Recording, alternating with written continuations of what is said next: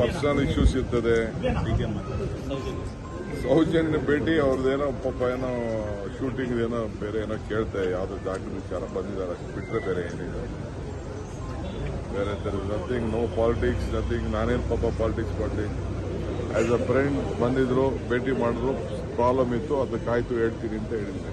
Sir, ಕಳೆದ 3-4 ತಿಂಗಳಿಂದ airport ಮಾಡಬೇಕು ಅಂತೇಳಿ ಬಹಳ ಪ್ರಯತ್ನ ಮಾಡ್ತಾ ಇದ್ರಿ, ಬಿಡದಿ ಹತ್ರ ತಗೊಂಡು ಹೋಗ್ಬೇಕು ಅಂತೇಳಿ.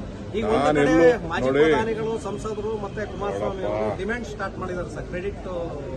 ಫಸ್ಟ್ ಕಾವೇರಿ ಮೇಕೆದಾಟು ಪರ್ಮಿಷನ್ ಕೊಡಿಸ್ತೀನಿ, ಒಂದೇ ದಿನಕ್ಕೆ ಪ್ರೈಮ್ ಮಿನಿಸ್ಟರ್ ಸೈನ್ ಹಾಕ್ತೀನಿ ಅಂತ ಹೇಳಿದ್ರಲ್ಲ, ಫಸ್ಟ್ ಅದು ಮಾಡಲಿ ಆಯ್ತಾ.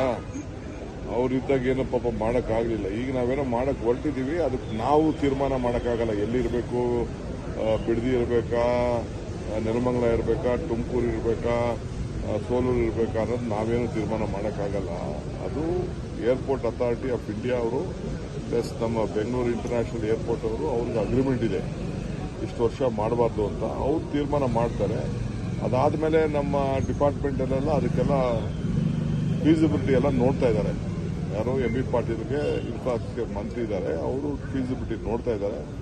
ಅದನ್ನ ಚೀಫ್ ಮಿನಿಸ್ಟರ್ ಹತ್ರ, ನನ್ನ ಹತ್ರ ಫಸ್ಟ್ ಒಂದು ರೌಂಡ್ ಮಾತಾಡ್ತಾರೆ.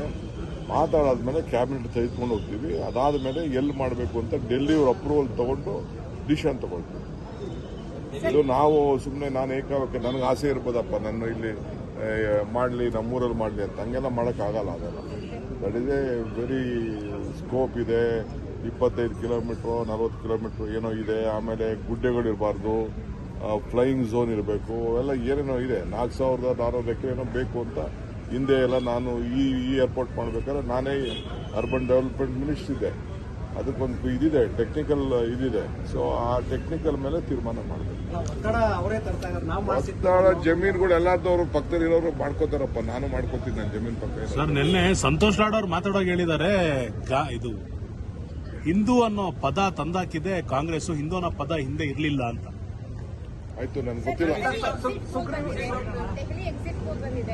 ನೋಡಪ್ಪ. ನನಗೆ ಯಾವ ಎಕ್ಸಿಟ್ ಪೋಲ್ ಬಗ್ಗೆನೂ ನಂಬಿಕೆ ಇಲ್ಲ.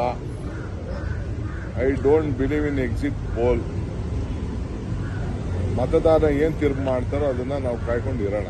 ಸುಗ್ರೀವಾಜ್ಞೆ ಸರ್, ಸುಗ್ರೀವಾಜ್ಞೆ ಆಯ್ತು, ಗವರ್ನರ್ಗೆ ಕಳಿಸ್ತಾ ಇದ್ದಾರೆ. ಚೀಫ್ ಮಿನಿಸ್ಟರ್ ಎಲ್ಲ ರೆಡಿ ಮಾಡಿದ್ದಾರೆ, ಚರ್ಚೆ ಮಾಡಿದ್ದಾರೆ, ಗವರ್ನರ್ಗೆ ಕಳಿಸ್ತಾ ಇದ್ದಾರೆ. ಗವರ್ನರ್ ಕಳಿಸಿದ ತಕ್ಷಣ